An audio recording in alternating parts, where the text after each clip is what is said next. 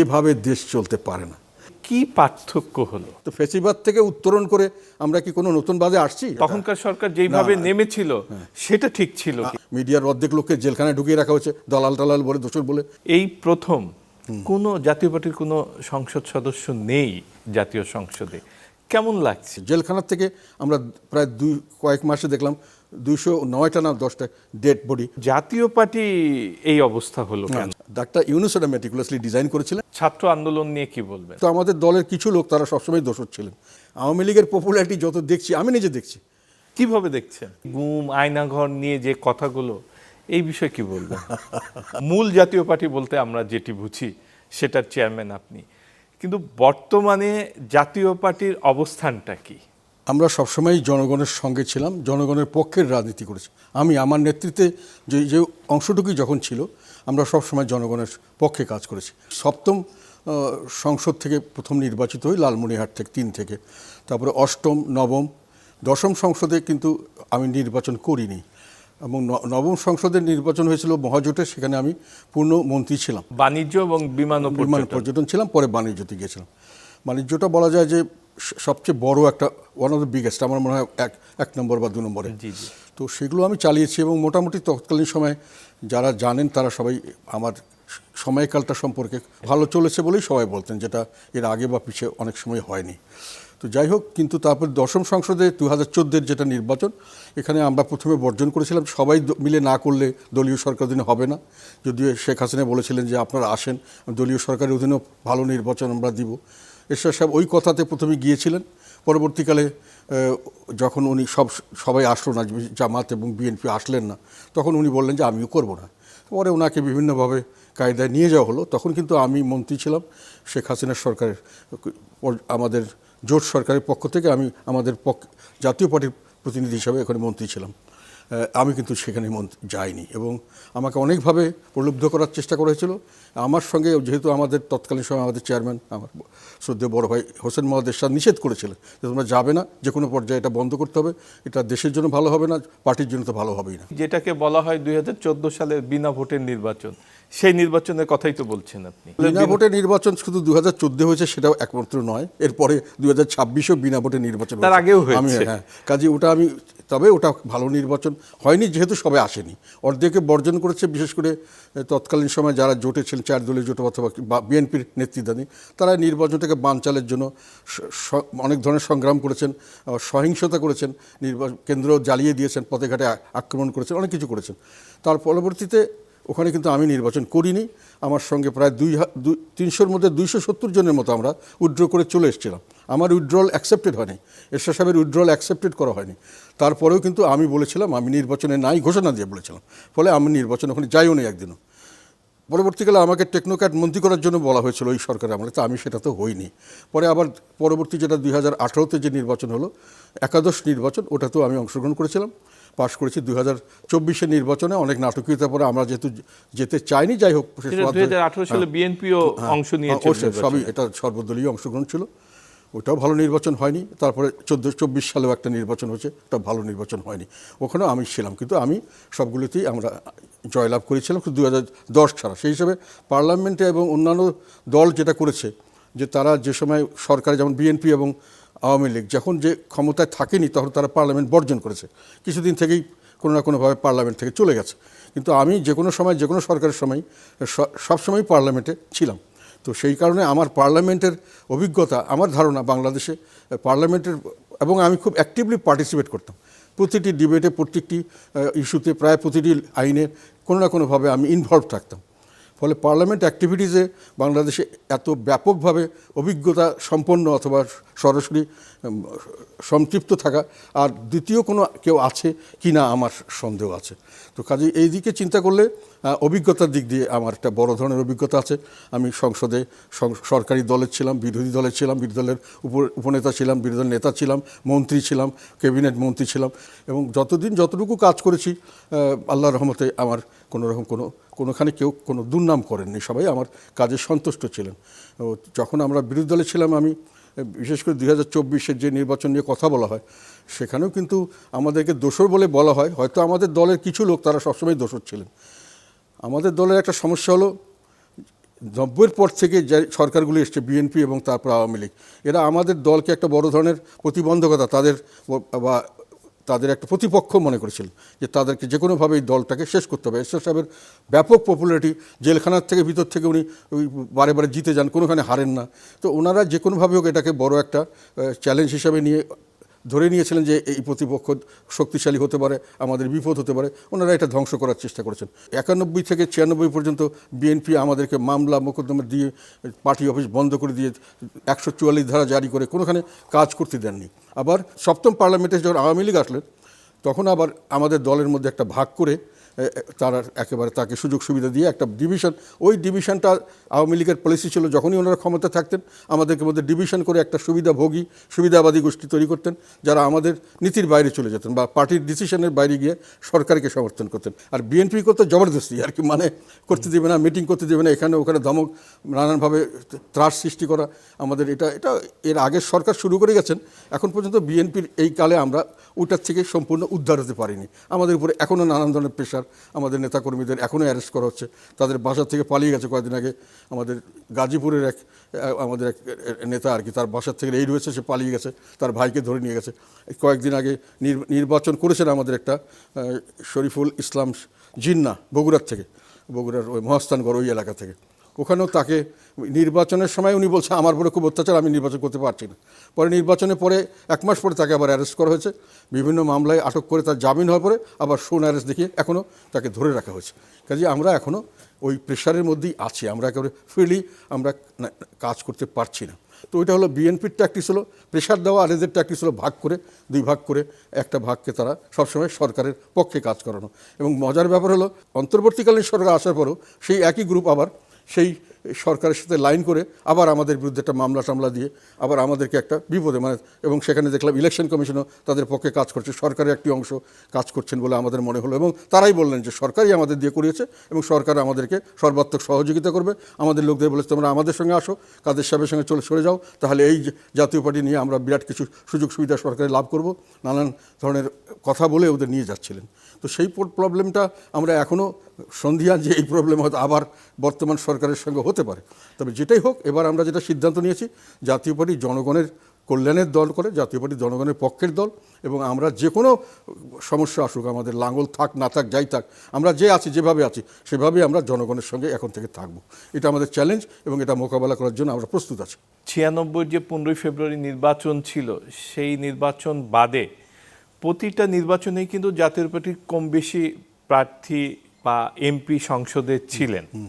এই প্রথম কোনো জাতীয় পার্টির কোনো সংসদ সদস্য নেই জাতীয় সংসদে। কেমন লাগছে? না, এটা কি জনগণ প্রত্যাখ্যান করলো জাতীয় পার্টিকে? এটাই হলো আমাদের সবচেয়ে বড় দুঃখের বিষয়। আমরা প্রথমে এটাই মনে করেছিলাম এবং আমি হতাশাগ্রস্ত হয়েছিলাম যেহেতু আমাদের অবশ্য নির্বাচনের সময় যেটা বলা হয় অবাধ এবং সুষ্ঠু, অবাধ বলা যায় না, যেহেতু আওয়ামী লীগকে আসতে দেওয়া হয়নি, সব দল সমানভাবে পার্টিসিপেট করেনি। অবাধ কথার অর্থ হলো সবাই পার্টিসিপেট করতে পারবে, ভোটও দিতে পারবে, সবাই পার্টিসিপেট করতে পারবে, সেটা করা হয়নি, কাজে অবাধ হয়নি। আর সুষ্ঠু বলা হয় সকলকে লেভেল প্লেইং ফিল্ড হবে, আমাদেরকে প্রথম থেকেই লেভেল প্লেইং ফিল্ড দেওয়া হয়নি।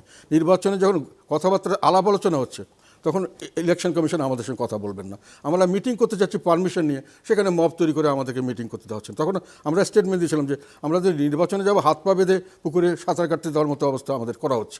তারপরেও আমরা ওই যে আমাদের লাঙ্গল নিয়ে যাবে আরেকটা দল লাইন করেছে এবং তারা মামলা করে আরেকটা ছিল, আমাদের মধ্যে একটা ধারণা ছিল যে যদি আমরা নির্বাচন না করি এক পক্ষ থাকবে, আর এক পক্ষে জামাত এবং আর বাকি ওনার যে অঙ্গ সংগঠন ইত্যাদি, এরা কিন্তু সরকারের সাথে একটা আন্ডারস্ট্যান্ডিং করেছিল। আমাদের ধারণা যে ওনারা চাচ্ছিল যে আরও 4-5 বছর চলবে, এটা জামাতের সরকার ছিল বলা যায়।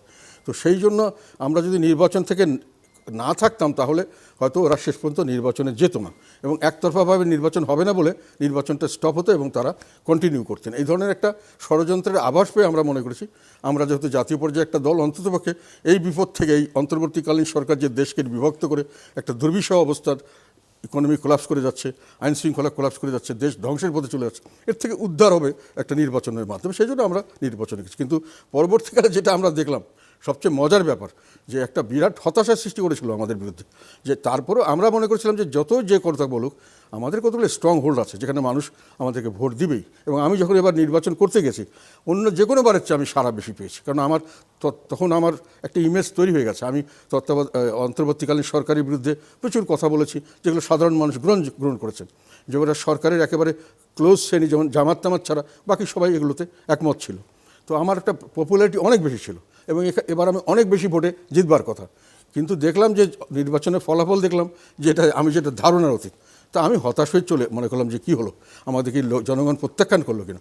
পরবর্তীকালে বিভিন্ন লেভেল থেকে যখন খবরটা পেলাম এবং একেবারে সরকারি মহল থেকে যারা এর সঙ্গে জড়িত ছিলেন তারা যখন আমাকে জানালেন বিভিন্নভাবে, কি জানালেন যে নির্বাচনটা আপনারা জিতেছিলেন, আপনাকে জিতানো হয়নি এবং এটার মধ্যে আমরা জড়িত ছিলাম, কিন্তু আমাদেরকে এটা বাধ্য করা হয়েছে, আমরা বাধ্য হয়ে এটা করেছি। তার মানে কেউ ওনাদেরকে দিয়ে একটা সাজানো নির্বাচন করিয়েছেন, এটা তারা আমাকে বলেই দিয়েছে। আমাদের একেবারে ওরা আগের থেকেই শীট তৈরি করে ফেলা হয়েছিল, আগের থেকে আমাদের কে কত কোনখানে ভোট দেবে ওগুলো সাজানো হয়েছিল এবং সেইভাবেই ওগুলোকে পাশ করিয়ে দেওয়া হয়েছে।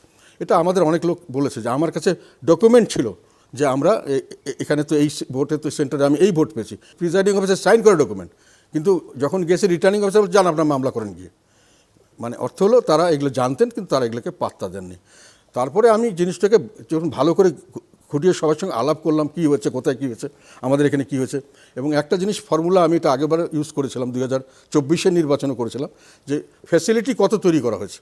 আমি দেখলাম যে ফ্যাসিলিটি মানে যে বুথ, এক একটা বুথে এটা হলো ফ্যাসিলিটি, বুথ যত বেশি হবে তত ফ্যাসিলিটি বাড়লো। এক একটা বুথে তারা সময় দিয়েছে 540 মিনিট বা 9 ঘন্টা বোধহয়, 7:30 থেকে 4:30 পর্যন্ত। এখানে এর মধ্যে যে বুথ সংখ্যা তারা নির্ধারণ করেছে এবং যে ভোট দেখিয়েছে তারা, ভোটের সংখ্যা হলো টোটাল দেখেছে 12,77,00,000 ভোট, তার মধ্যে তারা দেখেছে 59.44% ভোট হয়েছে, 59, তাতে করে 7,59,00,000 ভোট হওয়ার কথা। কিন্তু আমি দেখলাম ফ্যাসিলিটিতে 7,59,00,000 ভোট করতে গেলে এক একটা মানুষকে ভোটের জন্য সময় দিবে, ভাঁজ করে এসে ব্যালটে জমা দেবে, 6 স্টেপস। তো এইভাবে যদি ওনাদের ভোট অনুযায়ী যদি ভোট করতে হয় তাহলে 104 সেকেন্ডে একটা লোককে এই সবগুলো করতে হয় এবং পরবর্তীতে তারপরের 1 সেকেন্ডও বাদ না দিয়ে আবার একটা লোক করতে হয়, আবার তার 1 সেকেন্ডও বাদ নিয়ে, তার মানে সারাক্ষণ সারা ভোট পুলিং সেন্টারে সকাল থেকে রাত পর্যন্ত, এবং যদি কোনো লোক মধ্যেখানে যদি যারা কোনো অফিসার যে সিল দেয় সে তাহলে আমি একটু বাথরুম থেকে আসি, তো ওখানে কিছু গ্যাপ হবে, তাহলে 4:30 পরেও সেই লোকগুলিকে দাঁড়িয়ে থাকতে হবে, দেখা যাবে যে ভোট সারাদিন দাঁড়িয়ে আছে, সারাক্ষণ পরবর্তীকালে দাঁড়িয়ে আছে। এরকম কোনোখানে বাংলাদেশ কোনো সেন্টারে হয়নি। আমরা যেটা খবর নিয়েছি বেশিরভাগ সেন্টার বলেছে অর্ধেকের বেশি সময় খালি ছিল। তো সেই হিসাবে আমরা বলেছি একটা লোক যদি 3 থেকে 4 মিনিট করে সময় লাগে তাহলে আমি হিসাব করে দেখেছি 3 মিনিট করে লাগলেও হয় 34%, আর 4 মিনিট করে লাগলে হয় 26%। অর্ধেক হলে সেখানে দাঁড়ায় 17 থেকে 13%।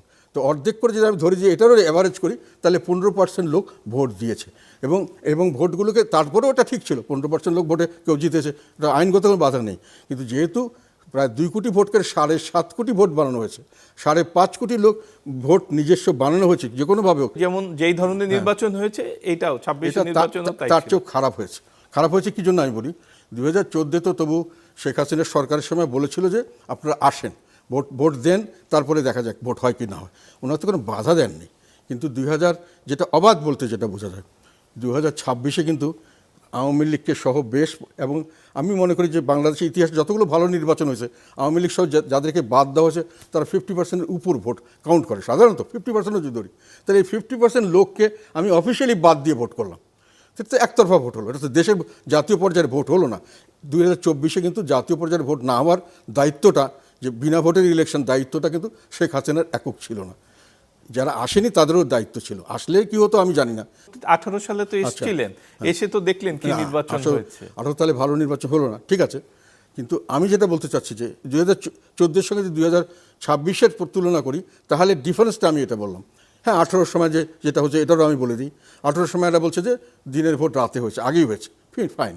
কিন্তু এখন যে ডিফারেন্সটা আমি দেখালাম তাতে তো দিনের ভোট শুধু রাতে হয় নাই, পরের দিন সারাদিন ধরে হয়েছে, এমনকি সেদিনকার নির্বাচন শেষ হওয়ার পরে হয়েছে। অনেক ক্ষেত্রে ভোট যেখানে যারা তা পাস করে দিতে চাচ্ছে তাকে সাফিসিয়েন্ট ব্যালট তৈরি করতে পারেনি, ওরা পরেও তৈরি করে বা না করেই শিটে লিখে দিয়ে পরবর্তীকালে ব্যবস্থা। এটা শোনার পর আমি মনে করেছি যে না, জনগণ তো আমাদের প্রত্যাখ্যান করেনি, কাজেই আমাদেরকে এখন যেহেতু জনগণ আমাদের সঙ্গে ছিল, আছে, আমাদেরকে সামনেও জনগণের পক্ষে থাকতে হবে। না থাকলেও আমাদের প্রত্যাখ্যান করলেও আমাদের চেষ্টা করতে হতো, কিন্তু আমাদের মধ্যে এটা একটা উৎসাহ জাগিয়েছে যে ভোটটা সঠিক ভোট হয়নি। তবে সবচেয়ে মজার কথা হলো এই মানে অন্তর্বর্তীকালীন সরকার এটাকে ব্যাপকভাবে গ্রহণযোগ্যতা তৈরি করতে পেরেছেন। সাধারণ লোককে কিছুই বোঝে নাই, তারা মনে করছে অনেক দিন পর এটা নির্বাচন হচ্ছে, গেলে তো ভোট দিতে পারি, কিন্তু ভোট দিতে যায়নি বেশিরভাগ মানুষ। এটা হলো ফ্যাক্ট। এবং ভোটটা একেবারে একতরফা হয়েছে, সেটাও ঠিক ছিল যদি না ওনারা ম্যানিপুলেট করতেন ওটা ধরনের। আর যাদেরকে নিয়ে এসেছিলেন বিদেশি, এরা তো ওনারা ওগুলো কিছু বুঝতেই পারেন না। আমি একবার অস্ট্রেলিয়া একটা নির্বাচনের সঙ্গে গিয়েছিলাম, তখন ওদের লোকাল গভর্নমেন্টের নির্বাচন চলছে, অ্যাজ এ এমপি আমরা দেখতে গেছিলাম। আমাদেরকে তো আমি ওদের কথা বললাম তোমাদের এখানে নির্বাচনে কোনো কারচুপি হয় না। শোনার পরে মনে হলো যেন আকাশ থেকে পড়লো সবাই, কারচুপি কি, কেন হবে, কে করবে, কীভাবে করবে, কেন করবে। মানে তো এই ধরনের লোক যখন আমাদের নিজের দেশের কারচুপি ধরতে আসে, তাদের পক্ষে কারচুপি ধরা সম্ভব না। তবে পরবর্তীকালে অনেক বিদেশি আমাকে বলেছে যে না ভাই, তুমি যেটা বলছো আমরা হিসাব নিকাশ দেখলাম যে ওনারা ভোট তো এরকম এত হয়নি। আপনি বলছিলেন শুরু থেকে জাতীয় পার্টির উপর অনেক হামলা হয়েছে, মামলা হয়েছে, জবরদস্তি হয়েছে, অনেক কিছু হয়েছে, কিন্তু এটা তো বাংলাদেশের ইতিহাসে আমরা শুরু থেকেই দেখে আসছি। আমি যদি বলি 1975 সালে 15ই আগস্টে বঙ্গবন্ধুকে হত্যার পর আওয়ামী লীগ যেটার মুখোমুখি ছিল, আওয়ামী লীগের উপর যেই মামলা হামলা করা হয়েছিল, সেখান থেকে কিন্তু একটা পর্যায়ে আওয়ামী লীগ ফিরে দাঁড়িয়েছে। আবার যদি আমরা 2007 সালের পর থেকে বিএনপির উপরে দেখি, বিএনপির উপরেও তো তেমন হামলা মামলা, কোথাও বিএনপিকে দাঁড়াতে দেওয়া হয়নি। বিএনপির বর্তমান যিনি চেয়ারপারসন তিনিও দেশ ছাড়তে বাধ্য হয়েছিলেন, দেশে আসতে পারেননি। আমরা সাংবাদিক হিসাবে দেখেছি তার নিউজ পর্যন্ত। 90 সালের নির্বাচনে বলছে সে সময় একটা হুজুগে চলে আসছে, আর থাকবে না। আবার 96 সালের নির্বাচনে শুনেছি একই কথা। 2001 সবসময় শুনছে যে জাতীয় বাড়ি এইবারই শেষ, এইবারই জাতীয় বাড়ির আর কোনো গ্রহণযোগ্য থাকবে না, কিন্তু জাতীয় বাড়ি এরপরেও আছে। এবং আছে শুধু না, জাতীয় পার্টি একটা বড় ফ্যাক্টর হিসেবে বাংলাদেশের রাজনীতিতে। আমরা যখন যেখানে ছিলাম আমাদেরকে টানাটানি করতো এবং আমাদেরকে বিভিন্নভাবে প্রলুব্ধ করে কিছু লোককে সঙ্গে নিয়ে শেখ হাসিনা কেন চাইতেন, কেন ওইটুক ভোট না হলে উনি জিততে পারতেন না। 2001-এ এই নির্বাচনটায় ওটা পরিষ্কারভাবে বুঝতে পেরেছিলেন, উনি আমাদেরকে নেন নেই। আমরা কিন্তু প্রায় 40 লক্ষের বেশি ভোট পেয়েছিলাম, আর উনি 5 লক্ষ ভোটের ব্যবধানে 190টা না কতটা আসলে কম পেয়েছেন, কিন্তু ওনার ভোটের ডিফারেন্স ছিল 5 থেকে 6 লক্ষ। আমরা কিন্তু 40 লক্ষ ভোট পেয়েছিলাম। আমাদের ভোট ওনার সঙ্গে গেলেই উনি কিন্তু সেবারও 2/3 মেজরিটি নিয়ে আসতে পারতেন। কাজেই আমাদেরকে টানাটানি করার অর্থ হলো we have value still now. আমরা ব্যালেন্সিং ফ্যাক্টর হিসেবে হোক বা যে কোনোভাবেই হোক, আমরা বাংলাদেশের রাজনীতিতে একটা মানে নিয়ামক শক্তি হিসেবে বা একটা ইম্পর্টেন্ট ফ্যাক্টর হিসেবে এখন পর্যন্ত আছি। কাজে আমরা ধ্বংস হয়ে গেছি, এটা ঠিক না। আমি যদি বলি আওয়ামী লীগ যদি আবার ফিরে আসে দেশের রাজনীতিতে, তখন আপনাদের দাম বাড়বে, বিষয়টা কি তাই? তখন আবার আপনাদেরকে নিয়ে ওটা হলো কি, এখন তো এক পেশে রাজনীতি হচ্ছে, মানে 50% লোককে বাদ দিয়ে একটা রাজনীতি হচ্ছে। এই 50%কে আমি করেছি, অনেকে বলে মুক্তিযুদ্ধের পক্ষে, মুক্তিযুদ্ধের বিপক্ষে, আমি এভাবে দেখি না। আমি দেখেছি যে সাম্প্রদায়িক শক্তি বা সাম্প্রদায়িকতা যে রাজনৈতিক দল বা যেটাকে কনজারভেটিভস আর কি, রক্ষণশীল দল এবং সাম্প্রদায়িক দল, এগুলো এখন দেশের মধ্যে সব কিছুতে রাজনীতিটা করছে। এবং যারা অপেক্ষাকৃত মানে লিবারালস এবং যারা আরও বেশি লিবারালস, মানে একটা হলো উগ্র সাম্প্রদায়িকতা এবং উগ্র রক্ষণশীল আর রক্ষণশীল, আর এটা হলো লিবারালস অ্যান্ড একেবারে বেশি লিবারালস সবাই মিলে আর একটা পক্ষ। এই পক্ষকে রাজনীতি থেকে ওয়াশড আউট করে দেওয়া হচ্ছে, এমনকি তাদের ব্যাপারে বলা হচ্ছে তাদেরকে নিশ্চিহ্ন করে দেওয়া হবে, মানে তাদেরকে একেবারে যেটাকে বলে জেনোসাইড, এই জেনোসাইডের কথা বলা হচ্ছে এবং করা হচ্ছে। এবং এখনও আওয়ামী লীগের লোক, আমি বলি আওয়ামী লীগ করেছেন বা আওয়ামী লীগের সমর্থক বা আওয়ামী লীগের সমর্থক বলে দোষর হিসাবে যেমন আমাদেরকে করেছেন, লোকজনকে ধরে নিয়ে যাওয়া হচ্ছে, বিনা বিচারে আটক করে রাখা হচ্ছে মাসের পর মাস। এবং সেইখানে কিন্তু ওখানে অত্যাচারের কারণে অনেক লোক কিন্তু আমার মারাও যাচ্ছে। জেলখানার থেকে আমরা প্রায় কয়েক মাসে দেখলাম 209টা না 10টা প্রধান, উনি সরকার প্রধান এবং উনি রাষ্ট্রের সমস্ত প্রতিষ্ঠানকে নিয়ন্ত্রণ করেন, সেটিকে বলা হয় ফ্যাসিস্ট গভর্নমেন্ট। এবং তাদের ক্যারেক্টার হলো তারা কোনো ভিন্ন মতকে তারা নির্মমভাবে দমন করেন। তো সেই কথা যদি শেখ হাসিনার ক্ষেত্রে ধরা যায়, এখন কি এর থেকে পার্থক্য হয়েছে? ইউনূস সাহেব কি এর থেকে পার্থক্য করেছেন? বর্তমান সরকার কি এখনও এর থেকে পার্থক্য চাক্ষুষ দেখা যায় এরকম কিছু করতে পেরেছেন যে না আমি ভিন্ন মতকে? এখনও বর্তমান সরকার ওই সরকারি দল এক হয়ে গেছে। সরকার প্রধান যেখানে যাচ্ছেন উনি সরকারি দল সরকার হিসাবেই যাচ্ছেন, সেখানে দলীয় প্রধান হিসেবে যাচ্ছেন না। এবং সেখানে সমস্ত সরকারি প্রোটোকল, সরকারি খরচপতি করা হচ্ছে। রাষ্ট্র মানে রাষ্ট্রীয় যেটা বলা হয় পুলিশ বাহিনী, অন্যান্য বাহিনী, এগুলোতে দিদার্সে আপনার সরকারি লোক ঢুকানো হচ্ছে। এমনকি যেটা মেয়র টেয়র ইত্যাদি যেগুলো পদগুলোকে বলা হয় যে এগুলো যদি ইলেক্টেড রিপ্রেজেন্টেটিভ না থাকে, আমরা দেখেছি ঐতিহাসিকভাবে এগুলোতে কে থাকে, এগুলোতে প্রজাতন্ত্রের কর্মচারীরা থাকে, তারা নিউট্রাল, তাদেরকে আওয়ামী লীগ বিএনপি সব সমান হওয়ার কথা, সেখানে উনি দলীয় লোক নিয়োগ করে দিচ্ছেন। ফলে ওই জিনিসটা তো চলে গেছে যে সমস্ত কাঠামোকে আমরা ওই একদলীয় এবং এক ব্যক্তির কাঠামোতে নিয়ে যাচ্ছি এবং অন্য সবাইকে এর থেকে আলাদা করে রাখছি। কাজেই ওই ট্রেন্ড থেকে তো আমরা আর ভিন্ন মতকে ব্যাপকভাবে দমন করা হচ্ছে, এটা তো ঠিক। এটা যতই কিছু বলা হোক, আমাদের তথ্যমন্ত্রী তো আমার খুবই ক্লোজ মানুষ, আমি তো দেখছি মিডিয়ার অর্ধেক লোককে জেলখানায় ঢুকিয়ে রাখা হচ্ছে দালাল টালাল বলে, দোষর বলে, এবং তারা এখন অন্য সবাই ভয় বৃষ্টিতে আমার রেকর্ড করা জিনিস প্রচার করবে কিনা আমাকে জিজ্ঞাসা করে। আমাকে ডাকলে অসুবিধা হতে পারে, আমাকে ডাকবে না, আমাকে অনেকে বলেছে যারা আমার সঙ্গে খুব ক্লোজ, যে আপনাকে ডাকলে আমাদের বিপদ হতে পারে, আপনার জিনিস প্রচার করলে আমাদের বিপদ হতে পারে, এই জন্য আমরা করছি না। তাহলে মিডিয়ার স্বাধীনতা আসে নেই, ভিন্ন মতকে সুযোগ দেওয়া হচ্ছে না, ভিন্ন মতাবলম্বীদেরকে সুযোগ দেওয়া হচ্ছে না। এখনও দোষর বলে সেদিকে দেখলাম মানিকগঞ্জে না কোথায় একটা ইয়াং ছেলে 17-18 বছর ছেলেকে গলায় ফাঁস করিয়ে শহীদ মিনারে ঝুলিয়ে রাখা হয়েছে। তো এই ধরনের কারবার, এগুলোকেই তো ফ্যাসিবাদ বলা হয়। এগুলোর জন্যই তো শেখ হাসিনাকে আমরা খারাপ বলেছি। তো ফ্যাসিবাদ থেকে উত্তরণ করে আমরা কি কোনো নতুন বাদে আসছি, না এখনও ফ্যাসিবাদ কন্টিনিউ করছে? এটি আমার প্রশ্ন। ছাত্র আন্দোলন নিয়ে কি বলবেন? জুলাই আন্দোলনে যেটা ছাত্র আন্দোলন করেছিল, এটার মধ্যে সবচেয়ে যেটা বড় কথা, মানুষ এটা সমর্থন দিয়েছিল। এটা ডক্টর ইউনূস নিজেই বলেছিলেন এটা মেটিকুলাস ডিজাইন। আপনি কি বলবেন? ডাক্তার ইউনূস এটা মেটিকুলাসলি ডিজাইন করেছিলেন, তবে আমরা এখানে জড়িত ছিলাম। আমরা মেটিকুলাসলি ডিজাইনের কথা জানতাম না। আমরা একটা জিনিস জানতাম যে একটা নিষ্পাপ কতগুলো ছেলে নিঃস্বার্থ, তারা তাদের ন্যায্য একটা দাবি যে কোটা আবার চালু করার জন্য হাইকোর্টে একটা রিট করা আছে, হাইকোর্ট সেখানে রায় দিয়েছে, সরকার এটাতে হয়তো হাইকোর্টের জিনিসটা মেনে নিতে পারে, তাকে ফাইট না করতে পারে, সেই জন্য প্রেশার ক্রিয়েট করার জন্য যে না আমরা মেধা চাই, আমরা কোটা চাই না, করে একটা আন্দোলন করেছে। এবং এটাদের স্ট্রেংথটাই ছিল, আমরা যেটা নেমেছি, আমি যথেষ্টভাবে তাদের বিষয়ে প্রচুর আমি কথাবার্তা বলেছি, সংসদে বলেছি, বাইরে বলেছি। সংসদে আমি যেটা বলেছি সেটা হলো যে যেটা তারা করেছে খুব ন্যায্য দাবি, এবং এটা কিন্তু শুধু কোটার জন্য দাবি নয়, এটা আসলে বৈষম্যের বিরুদ্ধে। এবং আমি এটা বলেছিলাম যে বাংলাদেশের জনগণ কিন্তু সবসময় বৈষম্যের বিরুদ্ধে সংগ্রামে সবসময় খুব কঠোরভাবে এটা করে, এবং এটার জন্য তারা যে কোনো ত্যাগ স্বীকার করে, এবং এটাতে তারা জয়লাভ করে, এবং এটা তারা জয়লাভ না করে কোনো দিন থাকে না। এবং মুক্তিযুদ্ধের নামে কিন্তু মুক্তিযুদ্ধ বিরোধী চেতনার বিরোধী কাজ করা হচ্ছে। মুক্তি ছিল বৈষম্য থেকে। দেশ যেভাবে চলছে এটা আমরা রাজি না। আমরা চাই যে একটা ভালো নির্বাচন হোক, নির্বাচনের মাধ্যমে একটা ভালো সরকার হোক, জবাবদিহিতামূলক সরকার, এবং জবাবদিহিতামূলক সরকার ব্যবস্থা চালু হোক, যার মাধ্যমে আমরা যেটা মুক্তিযুদ্ধ, যে মুক্তি পাবো বৈষম্য থেকে, বৈষম্যহীন একটা ন্যায় বিচার ভিত্তিক সমাজ পাবো এবং আইনের শাসন পাবো। এই জন্যই সাধারণ মানুষ এখানে নেমেছিল। এবং কোটা বিরোধী আন্দোলন, ছাত্রদের আন্দোলন, ছাত্র জনতার বৈষম্য বিরোধী আন্দোলনে রূপ নিয়েছিল। সাধারণভাবে শতকরা আমি মনে করি 90-95% লোক বা আরও বেশি লোক এর সঙ্গে জড়িত ছিল, ইনডাইরেক্টলি এবং ডাইরেক্টলি।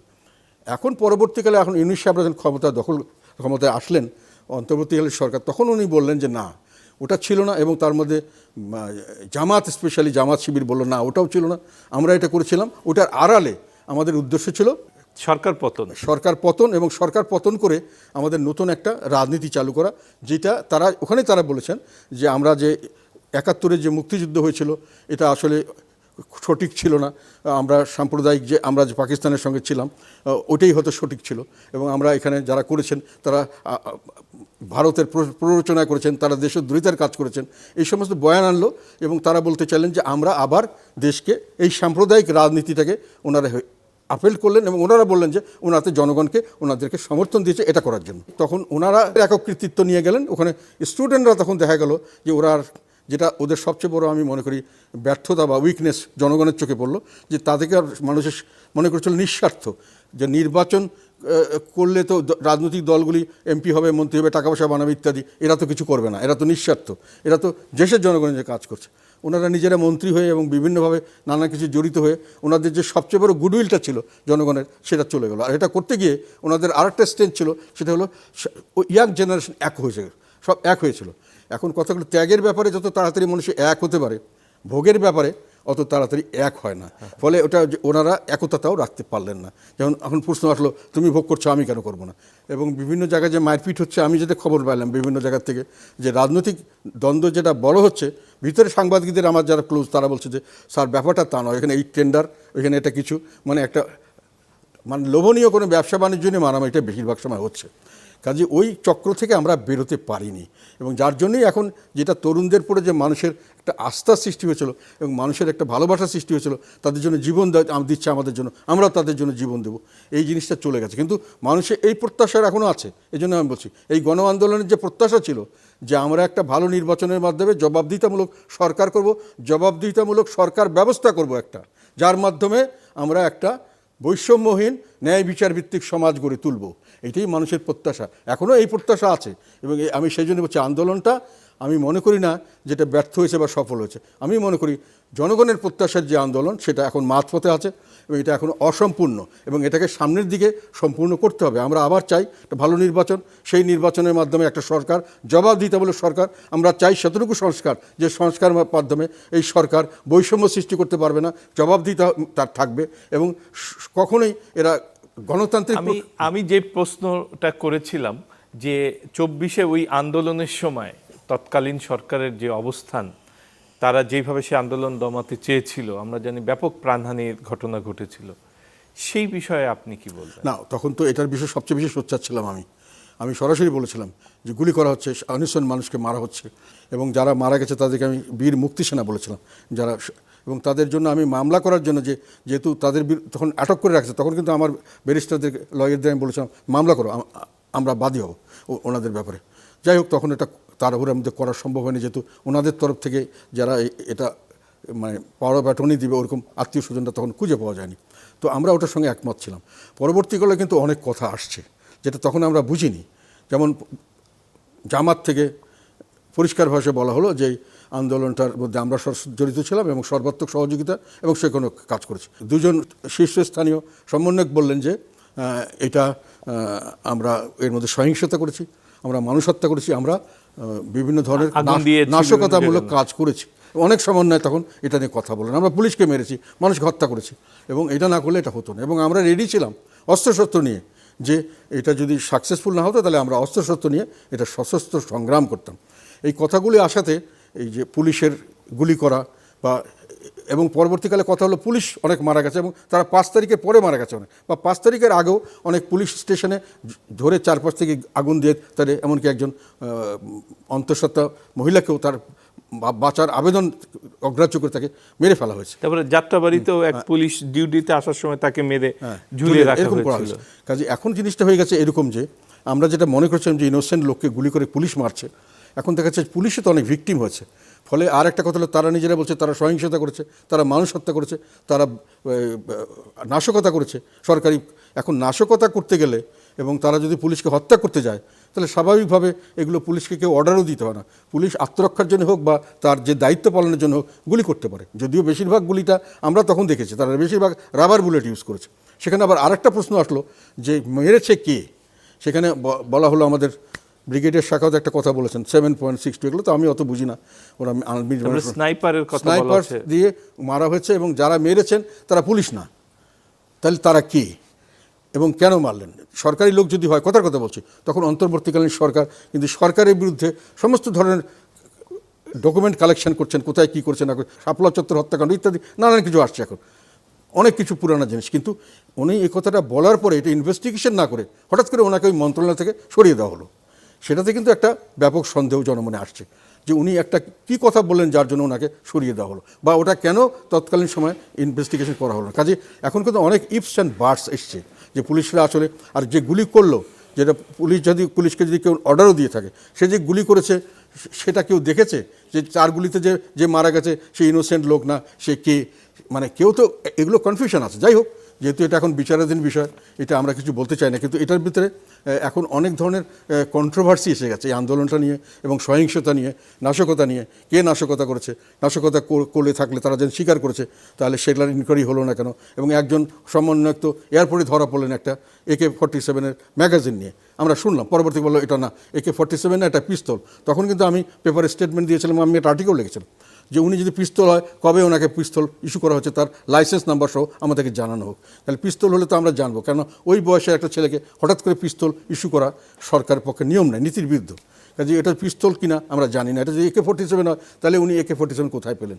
এখন ওনারা যেটা বলছেন, অস্ত্রশস্ত্র নিয়ে ওনারা মাঠে ছিলেন এবং প্রস্তুত ছিলেন যুদ্ধ করার জন্য, সেই অস্ত্রশস্ত্রগুলো কোথায় এবং সেই অস্ত্রশস্ত্রের জন্য ওনাদেরকে ট্রেনিং কে দিয়েছে, কে অস্ত্রশস্ত্র সাপ্লাই করেছে, কোথা থেকে এসছে, এখানে এসে যোগ হয়। এখানে এসে যোগ হয় যে না 24-এর আগে আর পরে। হ্যাঁ, না আমি বলছি এটার থেকে একটা জিনিস কনফিউশনটা সৃষ্টি হয়। এনারা বলছেন যে এনারা অস্ত্রশস্ত্র নিয়ে প্রস্তুত ছিলেন এবং এখন এই অস্ত্রশস্ত্র সরবরাহ কে করলো? যেহেতু ওনারা বলেছেন, জামাত থেকে সরাসরি বলা হচ্ছে যে আমরা সর্বাত্মক সহযোগিতা, এবং আমাদের প্রাক্তন ডক্টর ইউনূস, প্রাক্তন অন্তর্বর্তী প্রধান, উনি বলেছেন যে এটা ম্যাটিকুলাসলি ডিজাইনড। এবং এখন আবার আরেকজন সেদিকে দেখলাম, ফরহাদ মাজার বোধহয়, উনি বললেন যে এটা আবার আমেরিকানরা নাকি এটাকে একটা ইনভলভ ছিল, সরকার পরিবর্তন। কাজে সর্বত্র মিলে জিনিসটার মধ্যে অনেক কিছু রহস্য আসছে, যেগুলোর এখন সামনের দিকে হয়তো ইনকোয়ারি করলে এগুলোর হয়তো একটা পরিষ্কার ধারণা আমরা পাবো। আমরা এখন শিওর নাই ব্যাপার। হ্যাঁ, যাই হোক, যেটি জানতে চাইলাম যে কি পার্থক্য হলো। দুঃখজনক ব্যাপার আর কি।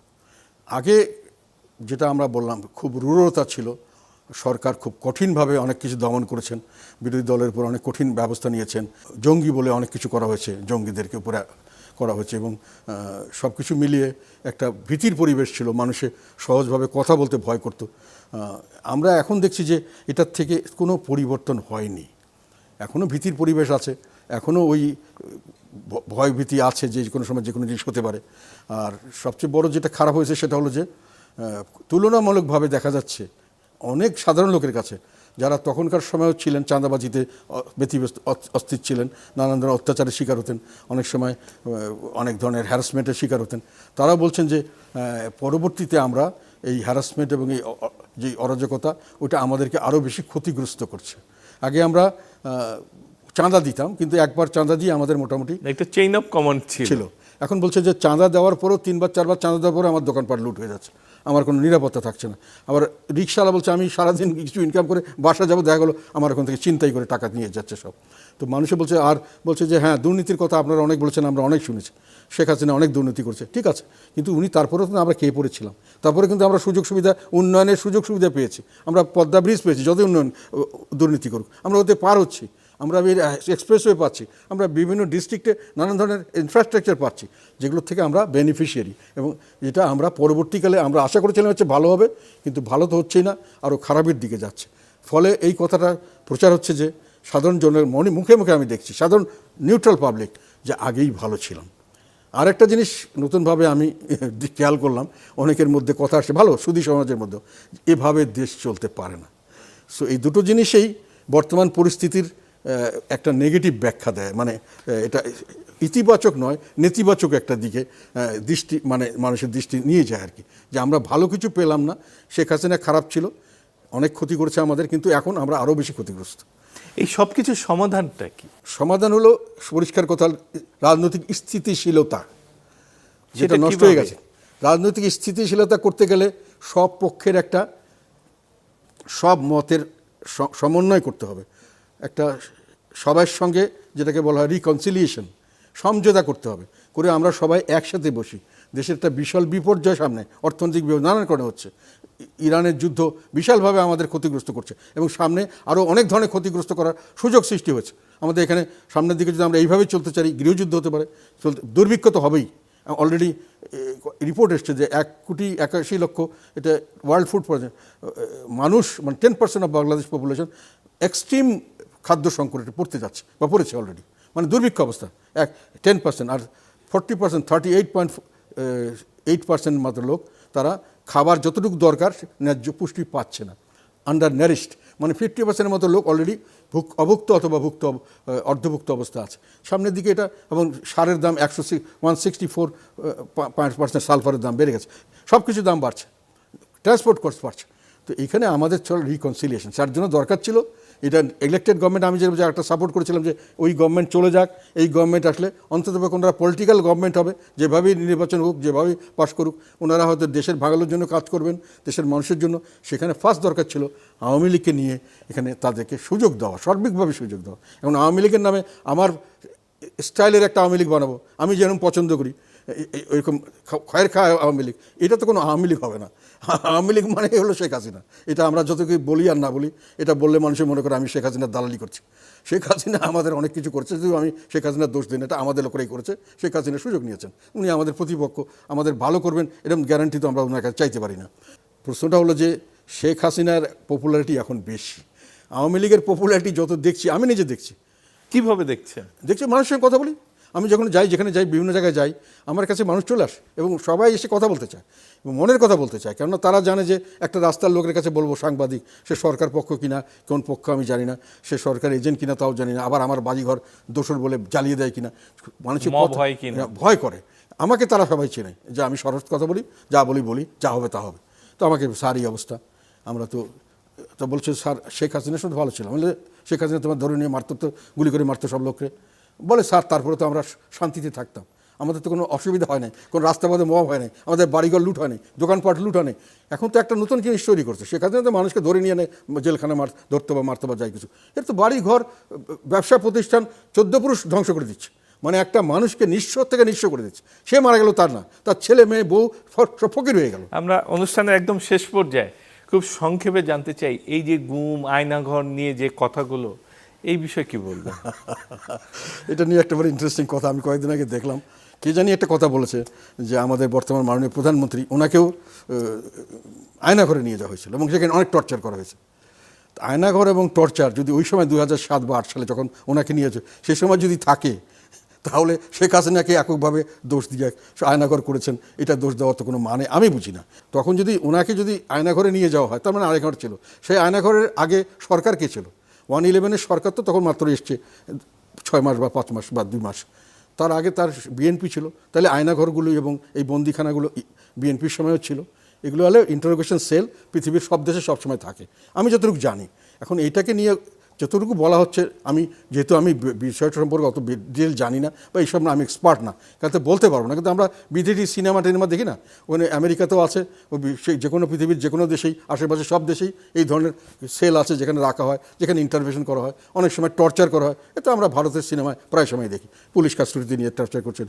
তো আমি এটার পক্ষে নই, এটার বিপক্ষেই আমি। এবং কেননা টর্চার হলে তো আমাদের উপরই হবে, আমরা তার কারো টর্চার করতে পারবো না, কাজে ওটার পক্ষে আমরা নই। তবে যেভাবে নাটকীয়তা তৈরি করা হচ্ছে, আমি মনে করি এগুলো নাটকীয়তাই। এটাকে ফ্যাক্টস ফাইন্ডিং দিয়ে চুলচেরা বিশ্লেষণ নিরপেক্ষভাবে করার আমি এখন পর্যন্ত কোনো ব্যবস্থা দেখছি না। দেখলে যদি সত্যিকার অর্থে আসে যে না, শেখ হাসিনা অনেক বেশি বাড়াবাড়ি করেছেন অনেক, তাহলে তার শাস্তি হওয়া উচিত। সেটা তো উনি নিজেও স্বীকার করছেন যে বিচারে যদি আমি দোষী সাব্যস্ত হই, আমি তো দোষী স্বীকার করতে রাজি, আমি বিচারের সম্মুখীন রাজি আছি। বর্তমান রাজনৈতিক যে অবস্থা, এটা নিয়ে কি বলবেন? না, এখনও আমরা খুব পরিষ্কার কোনো ধারণা পাচ্ছি না কি হতে যাচ্ছে। ভারতে মাননীয় প্রধানমন্ত্রীর একটা যাওয়ার কথা সামনের ব্রিক্স সম্মেলনে, উনি যাবেন কিনা এখনও কনফার্ম করেননি। তবে ওনাকে যারা না যেতে বলছে, আমি মনে করি তারা ওনাকে ঠিক প্রপার গাইড করছেন না। আমি ভারতের রাজনীতি দীর্ঘদিন আমরা প্রতিবেশী থাকার কারণে, এতেও আমি রাজনীতিতে আছি, আমি খুব ভালো করে জানি কাউকে ইনভাইট করলে যদি কেউ না যায়, ভারতীয়রা নিজেদের দেশ সম্পর্কে দেশপ্রেমিক এবং ওনার দেশের মর্যাদা সম্পর্কে অত্যন্ত সেন্সিটিভ, এবং সেখানে তারা দলমত সবাই এক শুধু দলমত নিয়ে ভারতীয় লোক না, ভারতীয়রা যারা আমেরিকা অবস্থান করে, যারা ইউরোপে অবস্থান, যারা কেনিয়া অবস্থান করে, যারা সাউথ আফ্রিকা, তারাও ভারতীয় বলে তাদের নিজেকে গর্ব অনুভব করে। সেই ভারতীয় কোনো দাওয়াত রিফিউজ করলে এটাকে নিয়ে কিন্তু ভারত খুব সহজভাবে গ্রহণ করতে পারবে না। কাজে এটা নিয়ে সমস্যা হতে পারে। আবার আমি মনে করি যে এটা ওনারা ভালো মনে করবেন, যেটা ভালো মনে করেন তা করবেন। আমার ধারণা আপনার পরামর্শ যাওয়া উচিত, না গেলে আমন্ত্রণটা গ্রহণ করা উচিত, না হলে সামনের দিকে রাজনীতি ভারতের সমর্থন ছাড়া আমরা যত কথা বলি, ভারত আমাদের চারপাশে, এবং ভারত কিন্তু একটা কথা অনেকেই ভুল করে, ভারত কিন্তু আমাদেরকে প্রতিবেশী হিসেবে, প্রসপ্যারাস কান্ট্রি হিসেবে দেখলে তাদের জন্য ভালো। ওরা শুধু বর্ডার সিকিউরিটি নিয়ে চিন্তা করে, সেটাও চিন্তা করে, because we are poor and we are predominantly Muslim country. এই দুটো জিনিস ভারতের জন্য রিস্ক, যে মুসলমান কান্ট্রি এবং পুয়ার হলে এদের মিলিটেন্সি এখানে ডেভেলপ করার সম্ভাবনা থাকে, যেটা বর্তমানে অনেকেই সন্দেহ করছে। আপনাকে অনেক অনেক ধন্যবাদ। একদম 1 মিনিটে আপনার কাছে একটু জানতে চাইব, জাতীয় পার্টির সাংগঠনিক কাঠামো, যেমন আপনি বলছেন জাতীয় পার্টির জনসমর্থন ব্যাপক আছে, কিন্তু এই সাংগঠনিক কাঠামো দিয়ে এই জনপ্রিয়তা ধরে রেখে আরো ভালো কিছু করা সম্ভব কিনা? না, এবার ওখানে আমাদের সমস্যা, এবার ভেরি কারেক্ট, সংগঠন আমাদের অত শক্তিশালী নেই, নানানভাবে নষ্ট করা হয়েছে। তো এখন আমরা এটাকে সাজানোর চেষ্টা করছি। আমরা খুবই আশাবাদী, যেহেতু রাজনীতি থাকলে রাজনৈতিক দল, ওটা হলো তার সবচেয়ে আসল খাদ্য আর কি, রাজনীতি থাকলে রাজনৈতিক দল দাঁড়িয়ে যাবে, শক্তিশালী হয়ে যাবে। আমাদের রাজনীতি আছে এখন, মোটামুটি জনগণ এখন জানে যে কি রাজনীতি আমরা করছি পরিষ্কার, এবং আমাদের সঙ্গে একমত অনেক অনেক মানুষ।